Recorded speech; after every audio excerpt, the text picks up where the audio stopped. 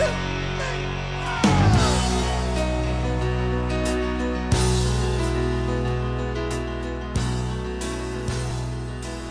good morning and welcome back to the Broadcast Retirement Network. I'm Jeff Snyder. This is BRN AM for Friday, February 21st, 2020.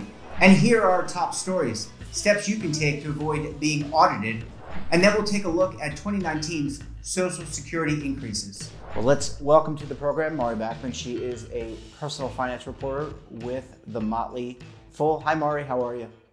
Doing well. How are you, Jeff? I'm doing quite well. Great to see you. And it looks like spring is around the corner, although it's still cold here in the New York, New Jersey area. Today is very cold. It actually plunged like I think 20 degrees from yesterday, but we're powering through. Yeah, absolutely. So let's it's hard to believe, and we keep on talking about tax season, but I know you came up with some tips to avoid being audited, which I think is really important. You want to avoid being audited. So what can you tell us there? Yeah, well, I do want to say something about being audited. In general, you don't want it to happen, but let's also be clear. It's not necessarily the scary thing you might imagine based on, TV shows or movies. It's pretty rare for an IRS agent to actually come knocking on your door, confiscating your documents. And, the agency just doesn't have the resources to send people to everyone's home, for a discrepancy of a few hundred or even a few $1,000s in tax reporting. So most of the time an audit really is just kind of a, mail-driven hassle. You get letters by mail, you respond by mail, and it's annoying, but it's still best to avoid getting audited. So yeah, we're just going to talk about a few ways to avoid having that happen. And the first and most important, report all of your income. So anyone who's salaried gets a W-2 from his or her employer at the end of the year, or rather at the start of the year, summarizing income from the previous year. That's something you need to file your taxes, and everyone pretty much knows you need to report what's on that form. What some people don't realize is when they get these 1099 forms in the mail, they may not realize what they are. They'll toss them out. That's actually income that you need to report. There's different types of 1099s. There's ones that you get from your bank or your brokerage account. You can get a 1099 if you worked on a freelance basis for a client. Any client who pays you $600 or more will send you a 1099 summarizing that income. For every 1099 you receive, the IRS gets a copy. So that if you decide to not report the $47 in interest you earned from your bank account, or the $300 in your brokerage account, or the $950 you made by, freelancing for, Sam's blogging company online, you're going to get yourself in trouble if you don't report that income. So keep those 1099s, report the income. A modest amount of tax you're going to pay on it it's worth paying to avoid that hassle. Yeah, that's smart. And I got to think, I just got my 1099s from my brokerage statement a little bit later than, January 31st. But that's important to pass along to your tax preparer, because you're right. You don't want to be in a situation where the IRS gets it, comes back and then says, hey, you forgot to report X, Y, and Z. That creates a lot of unnecessary planning, unnecessary payment and expense that you could otherwise avoid. Yeah, I know someone who I think one year just forgot to report, I think it was $29 in interest income. Right. It was just an innocent mistake. This person was not trying to, pull a big fast one. On $29, yeah. Right. It's $29 in interest, which means what's the tax on that? What are you paying? $6. You owe the IRS $6, maybe $8. And had to deal with a hassle afterwards. So yeah, just be careful with those forms and just report. And a lot of banks and brokerages these days, they don't actually send it to you in the mail. You have to log onto your account and get it online. So that's something people want to be aware of too. If you don't have a physical copy sitting, in your folder, in your documents, log on to your account, make sure it's not available there, because chances are it is, and that's how you're going to get it. Yeah, that's really smart as well. It's got to save postage. Postage keeps going up, and a lot of firms, that is in all seriousness, that is a big part of expenses for a lot of organizations, and I can definitely see that being an important thing to do. You probably should have a list at the beginning of tax season of all the different accounts that you have, and make sure that you have a 1099. That probably is the way to go in terms of organizing yourself, I would think. Exactly. That's a great idea. All right, so the next thing we're going to talk about is deductions. So basically, you have two choices on your taxes. You can take the standard deduction. It's a preset figure that the IRS dictates. It changes each year. Your filing status will dictate what your standard deduction looks like. If you have enough itemized deductions, meaning enough to exceed the standard deduction, it pays to itemize. But if you're going to itemize, you need to be careful. Namely, don't just guess at the deductions you're claiming. Yeah. And I think that's a mistake that some people make. So for example, you're allowed to take a deduction for medical expenses that exceed a certain amount of your income. And if you go ahead and claim an $8,000 medical deduction, I mean, what's the probability that your bills and receipts and expenses actually totaled such a clean number like $8,000? I mean, it could happen, but that's pretty rare. And when the IRS sees deductions that are almost too clean to be true, that could raise an eyebrow. The other thing with deductions, and the following sometimes can't be helped, but the other thing with deductions is that you want to make sure they're reasonably proportionate to your income. So that, for example, let's say you're self-employed and you're claiming a deduction for business expenses, which you're totally allowed to do. Any costs you incur in the course of doing business are deductible.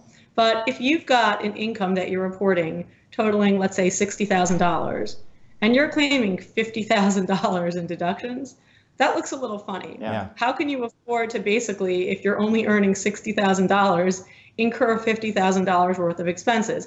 Now, listen, it can happen. It can happen if, for example, it's a year where you just maybe invested very heavily in equipment and whatnot, and let's say you had, I don't know, maybe, just you're able to get by on savings, or you're just able to get by, so you were able to spend the bulk of your income on deductions.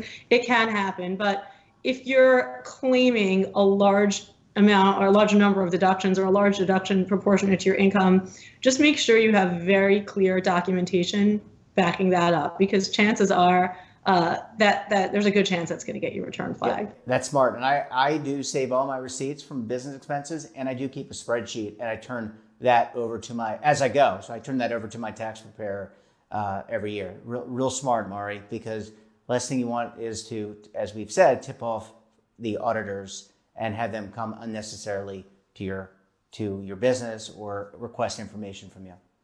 Right. One thing I like to do, I know that physical receipts tend to either get lost or they can sort of degrade over time. So what I tend to do is every week, at the end of the week, I take any physical receipts that I have, and I take a picture of it, and I scan, I keep an electronic copy, so that way if something does get lost, or, like you've got a receipt for something and, the ink starts to fade over the course of, 5, 6, 7, 8 months.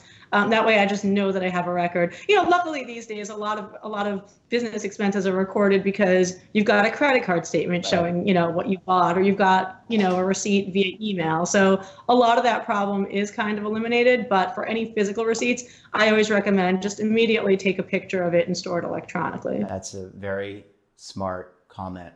People do that. And our last one. Yeah, and no, I mean those are my top 3 tips for avoiding an audit. Just again, report your income. Don't just guess at your deductions. Actually put those odd-looking numbers down. If your medical expense deduction is $7,962.29.5, you're better off putting that down than fudging it up to $8,000. And just make sure again that your deductions kind of are in line with what you earn, and if they're not, because like I said, there can be legitimate exceptions, just make sure your documentation is solid. Yeah, real smart, and people should definitely follow Mari's advice, because the last thing you want is the IRS on your doorstep. And if you don't do what Mari tells you, she's going to show up on your doorstep, although I don't know if she has the travel budget to visit 300 million Americans. Mari, I want to hold you over. When we come back, we're going to talk to Mari about Social Security increase for the year, and it's not as substantial as one might think. So stay tuned right here on BRN AM.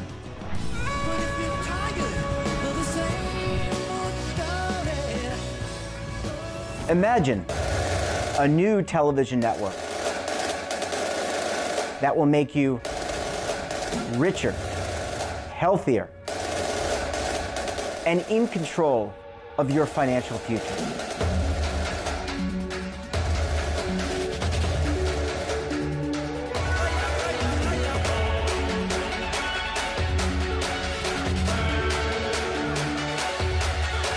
This network is for the policewoman in Nashville, Tennessee, the baker in Dubuque, Iowa, the teacher in Lexington, Kentucky. We want to make the idea of savings and retirement culturally relevant. But what do you see as a defining issue of the midterms? Especially for the smaller businesses. I mean, they are the lifeblood of the American economy.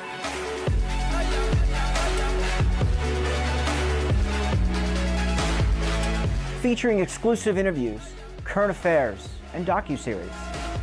33 years old, you retired early. The philosophy is money only matters if it helps you live a life that you love. But you got to start thinking about retirement as soon as you get in.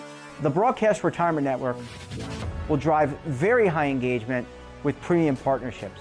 So this isn't retirement and savings for your parents or grandparents. This is for all Americans. And we're going to change the way you think about money.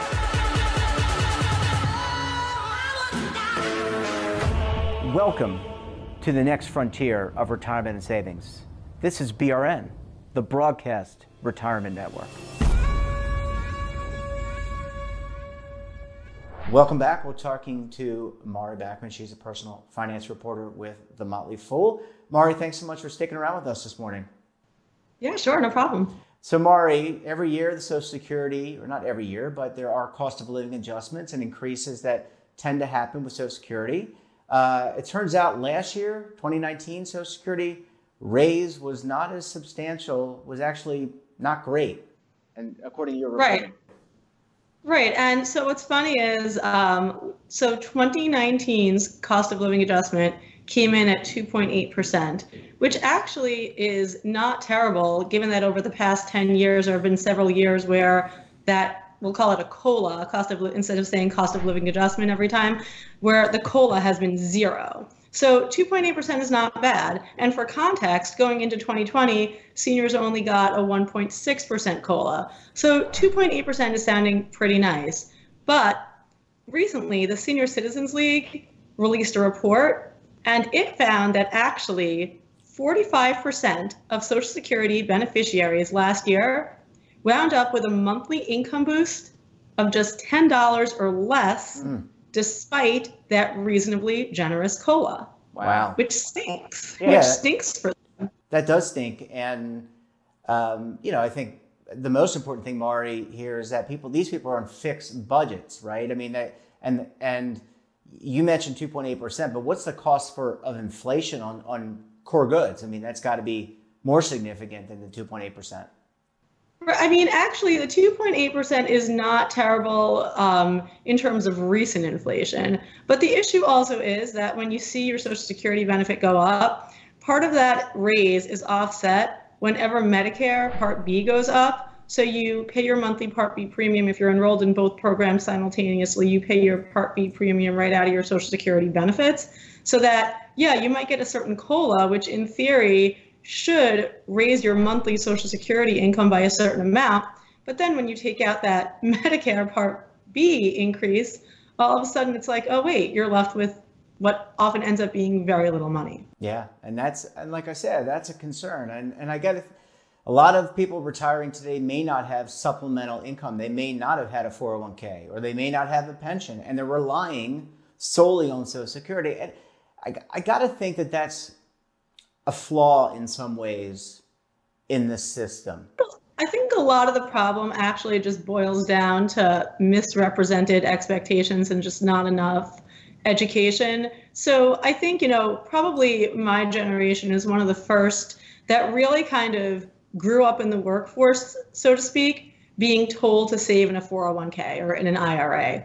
My parents' generation, when my parents were working in their 20s and 30s and maybe even 40s, that wasn't really a thing, or not as big a thing. So many employers back then offered pensions, and you just had kind of a different arrangement in terms of saving for retirement. And nowadays, such a small percentage of private sector employers offer pensions that you have to save on your own, But people didn't really know that back then. That there wasn't that same awareness. And then there's also there's this misconception about Social Security that, sure, you can live off those benefits. Well, actually, that's not really true. Generally, Social Security will replace about 40% of your pre-retirement salary if you're an average earner. But most seniors need well more than 40% of their former income. I mean, even if you've got, your home paid off going into retirement and whatnot, you still probably need a good 60, 70% of your income. I like to tell people they'll need about 70 to 80% of their former income to, just live comfortably, maintain a decent lifestyle. So living on Social Security by itself is problematic to begin with. But then when we take the fact that these COLAs don't really amount to much into consideration, it just sort of adds to the rub. Yeah, so there's a higher expectation. And Mari, and not that this has anything to do with the American retirement system, but you look at what's happening in France. They're trying to amend or change the pension system. A little bit different story, but imagine not having the benefits and being told or believing that you are going to get a greater funding for your retirement from Social Security, and that was to be you believe that this is your full benefit and this is supposed to replace all your income. I mean, can you imagine the challenges that we would face, the strife we would face, the internal problems we would face as a result of that? Yeah, I mean, and the thing is too, a lot of people don't realize what their Social Security benefit is actually going to be until they enroll and start getting that money. But the Social Security Administration actually makes it very easy to estimate your benefits. Every year it issues an earnings statement. So you'll either get it by mail if you're a certain age, and if you're not 60 or older, you need to, create an account on the Social Security Administration's website, and you can log on and you actually get an estimate of what your monthly benefit will be based on your earnings to date. Now, obviously, the further along you are in your career, the more accurate that estimate's going to be, because those benefits are calculated based on your top 35 years of work. So it only accounts for basically your 35 highest paid years of earnings. So when you're 29 and you've put in a few years in the workforce and maybe your salary isn't nearly as high as it's going to be one day, sure, you could look at your monthly benefit at that point, but it's probably not going to be a very meaningful estimate. But when you're in your 40s, 50s, sure, go in there, see what you're actually going to be collecting. And yeah, you might budget, you might say, okay, well, I could probably assume that figure will go up by 2%, 2.5%, 3% every year, because of COLAs. Maybe not. But then don't forget that you're not necessarily getting that full raise anyway when Medicare wipes part of it out. So I think punchline being Social Security by itself has its limitation. Social Security COLAs are pretty ineffective. So if you want to retire comfortably, you're going to need supplemental income. You're going to need to either have a pension, you're going to need your IRA or 401k, you're going to need to work part-time. You're going to have to do something. Yeah, and that's not a punchline to laugh at. Mari Backman, always a pleasure talking with you. Thanks so much for giving us the scoop on preventing an audit and the real story on Social Security wages. Great to see you, and we will talk to you again very soon. Sounds great. And that wraps up this episode of BRN AM and our shows for the week. But we're not done, because tomorrow we've got our retrospective look back show, BRN Weekly. You're not going to want to miss it as we take a look at our best segments for the week. And don't forget, for all the news in retirement markets, technology, personal finance, check out today's edition of The Morning Pulse. So until tomorrow, I'm Jeff Snyder. Keep on saving, and don't forget, roll with the changes.